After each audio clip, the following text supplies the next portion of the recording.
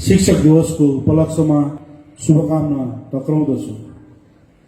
अनि आज मैले यो शिक्षक दिवस प्राइमेरी स्कुलको शिक्षक शिक्षिकासँग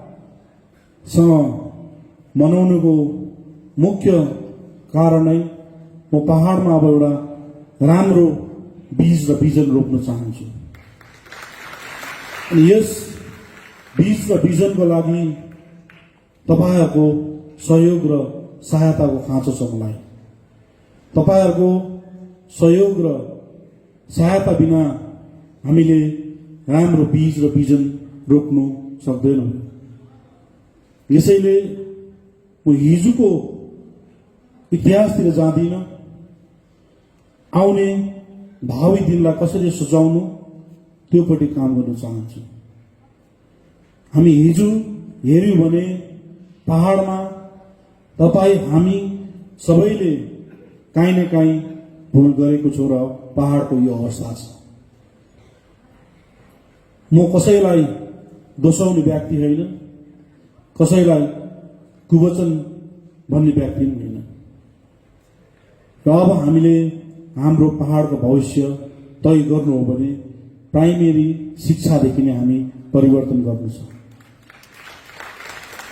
शिक्षाको खेती गर्नु छ भने हामीले बिजन र बिउ नै ठीक रोप्नुपर्छ। हामीले एकैचोटि रुखलाई ठीक गर्छु, एकैचोटि रुखबाट म बढेको रुखबाट म राम्रो फल खान्छु भने त्यो सम्भवै छैन। पहाडमा सबै कुरो अव्यवस्थित छ, यति बिना अव्यवस्थित छ, यति बिना अव्यवस्थित छ।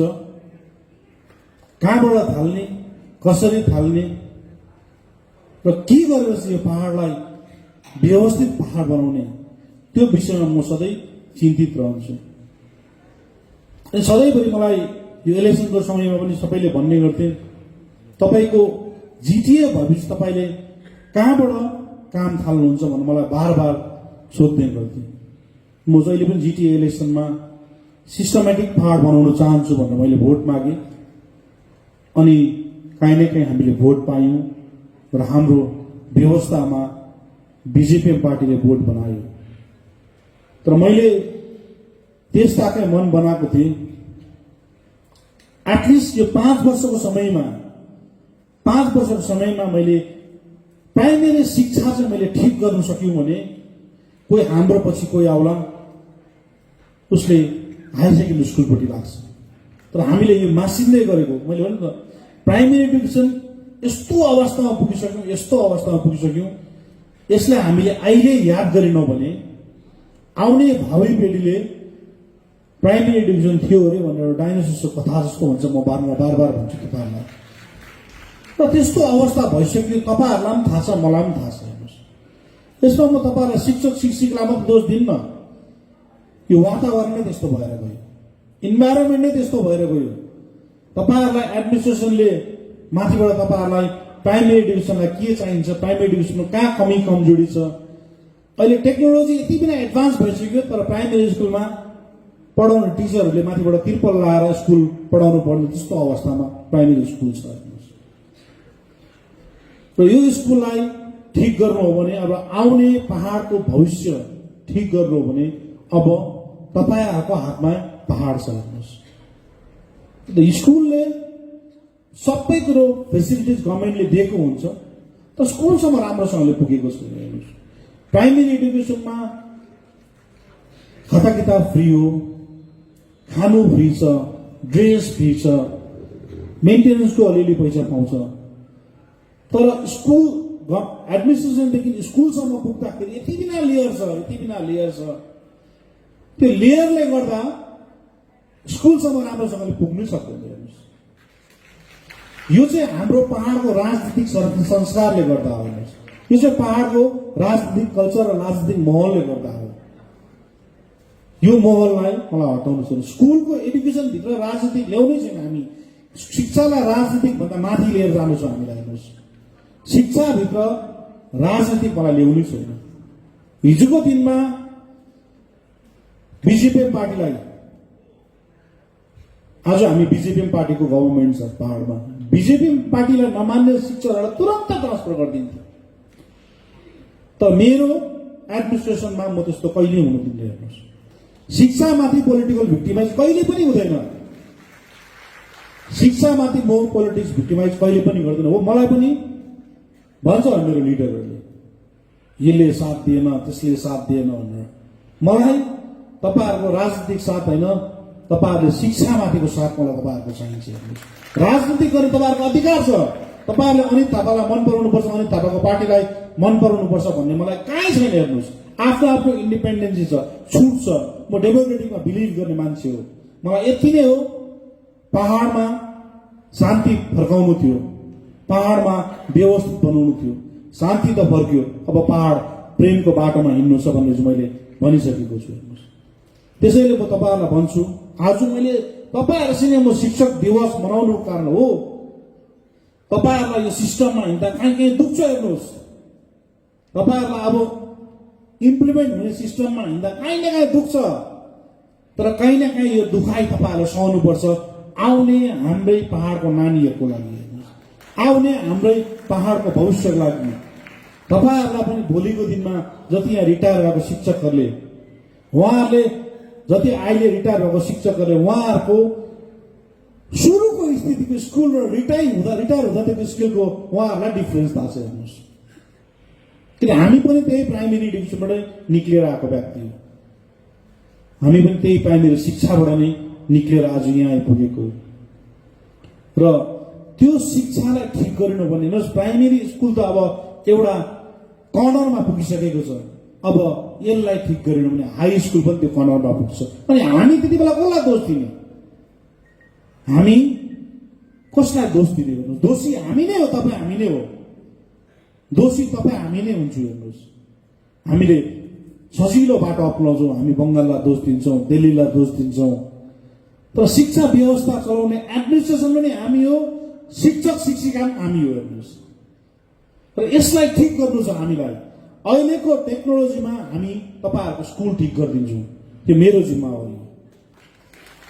तर तपाईहरुको जिम्मेवारी हो मान्छेको पर्सिप्सन चेन्ज गर्नु, स्कुल समयमा जानु, नानीहरूलाई क्वालिटी एडुकेसन दिनु, नानीहरूले सरकारको फुड राम्रोसँगले खुवाउनु।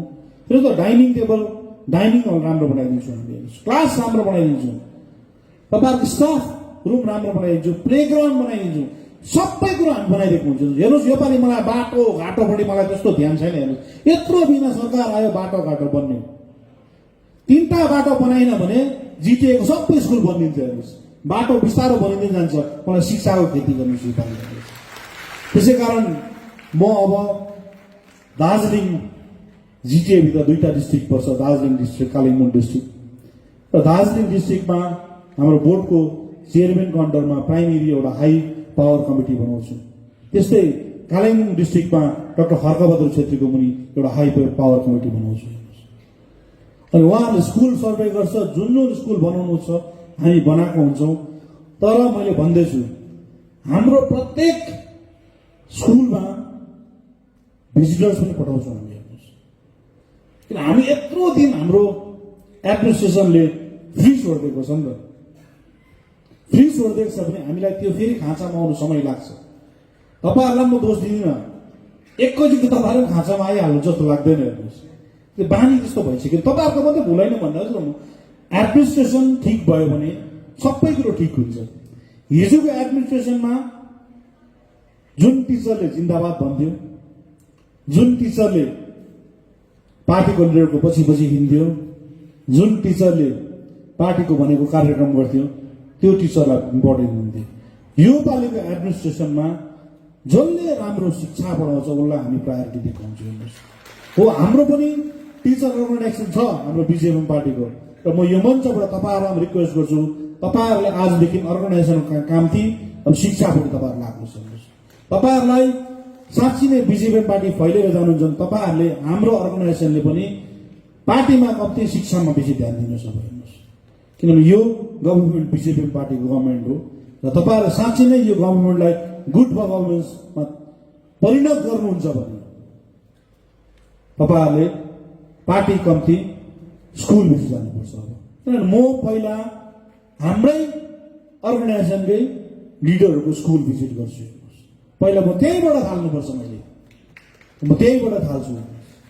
किन हामीलाई शिक्षाको खेती गर्नु छ र शिक्षाको रेगुलेसन गरे मात्रै हाम्रो जाति अगाडि बढ्छ। मैले सबै कुरो 2007 देखिको अहिलेसम्मको यो राजनीतिक यात्रामा नि सबै कुरो हेरिसके हामीलाई हाम्रो जातको बेला हामी दिललाई जब हामीले दिमागले क्रस गर्छ नि तब पहाडमा आन्दोलन हुँदो रहेछ। दिललाई चाहिँ दिमागले कन्ट्रोल गरेर राख्नुपर्छ हामीले। हेर्नुहोस्, दिमागले नै सबै कुरो गर्नुपर्छ, दिलले गर्ने कुरा होइन।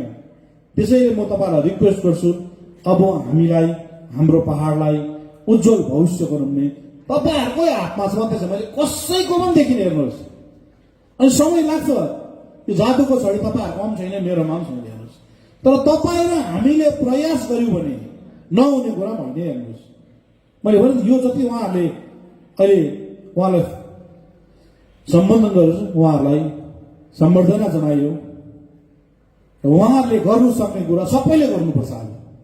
अनि सक्छ पनि, नसक्ने कुरा होइन। कतिजना स्कुलहरूको हालत एकदम बदला छ।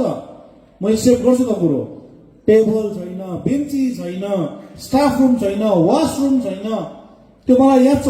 काहीँ न काहीँ मैले भन्नु जिटिए एडमिनिस्ट्रेसन पनि प्राइमेरी एडुकेसनमा फेल भएको हो। म एडमिट गर्छु यो कुरालाई, तपाईँहरू मात्रै होइन। हेर्नुहोस्, र तपाईँहरू र एडमिनिस्ट्रेसनको एउटा मन बनाएर हामी अगाडि बढ्यौँ भने हामी यो लक्ष्यमा हामी अगाडि अवश्य पुग्छौँ। हेर्नुहोस्, अनि पुग्नै पर्छ हामी, अर्को उपाय छैन। हेर्नुहोस्, अर्को हाम्रोमा उपाय नै छैन। यो पहाडलाई ठिकसँगले टुङ्गोमा पुर्याउनु हो भने।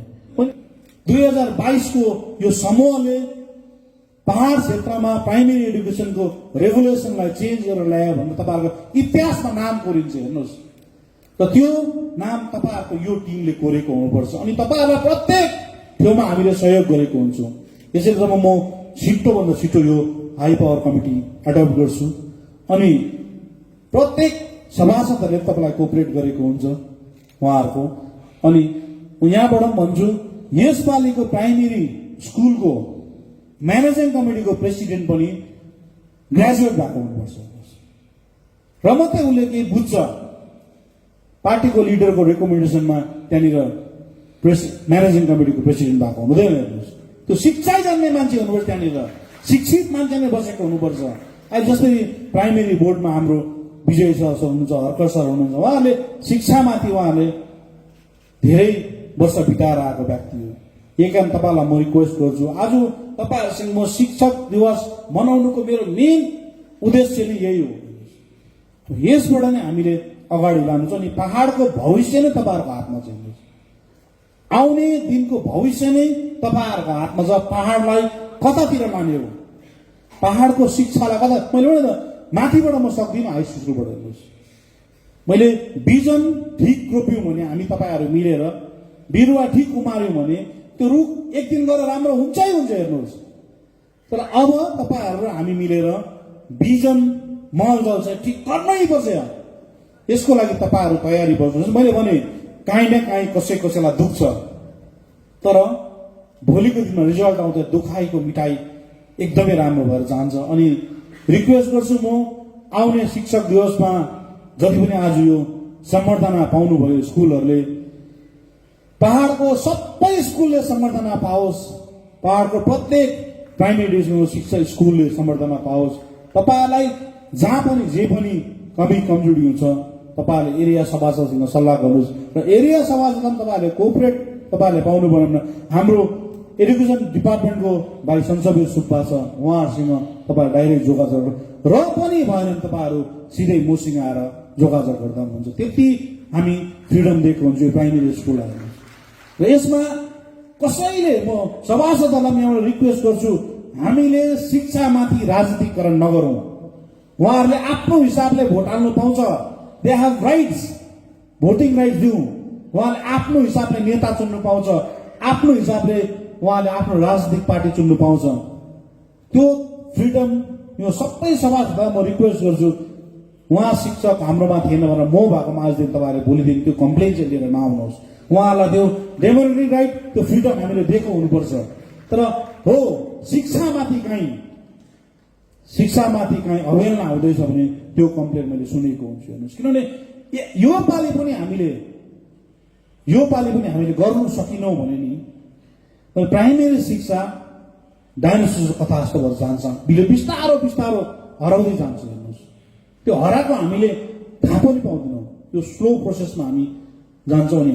यो स्लो प्रोसेस भइसकेको छ, तपाईँलाई याद छ। सबैले भन्छ अहिले प्राइमेरी स्कुलमा 665 जनाको भ्याकेन्सी छ भन्छ, कतिजनाले 750 भ्याकेन्सिज भन्छ। तर यहाँनिर सिस्टम भन्ने कुरा प्राइमेरी एजुकेसन स्टुडेन्टको रोल स्ट्रेन माथि भ्याकेन्सी हुन्छ। प्राइमेरी स्कुलमा र हायर स्कुलमा स्कुलको स्टुडेन्टको रोल स्ट्रेन माथि भ्याकेन्सी क्रिएट गरेको हुन्छ हेर्नुहोस्। र तपाईँहरूलाई पनि थाहा छ भ्याकेन्सिज छ कि हामी बेसी छौँ टिचरहरू, त्यो सिस्टमले बताउँछ, त्यो सिस्टमले मलाई छिट्टै दिँदैछ हेर्नुहोस्। त्यसैले यो हामीलाई आउने नानीहरूलाई भ्याकेन्सिज बढाउनु, आउने नानीलाई एजुकेसन सिस्टम ठिक गर्नु तपाईँहरूको हातमा छ। र आजदेखि यो शिक्षक दिवसको उपलक्ष्यमा तपाईँहरू सबै आइदिनु भयो र एउटा राम्रो दिन हो। र आजदेखि नै हामी यो शिक्षाको रेगुलेसनमा सबै मिलेर हेर्नुहोस्। हिजो के भयो त्यो छोडिदिनु अब हेर्नुहोस्। हिजो कोट्याइरह्यो भने कहिले पनि हिसाब मिल्दैन हेर्नुहोस्। अब आजदेखि हामीले सोच्नुपर्छ हेर्नुहोस्, हिजो कसले के गर्यो, कसले के गर्यो, हिजोको च्याप्टर हामीले क्लोज गरेर आजदेखि चाहिँ हामी एउटा शिक्षामाथि पहाडमा नयाँ इतिहास लेख्ने तपाईँ हामी मिलेर प्रयास गरौँ भन्दै मेरो यो सानो विचार यहीँ समाप्त गर्छु। धन्यवाद।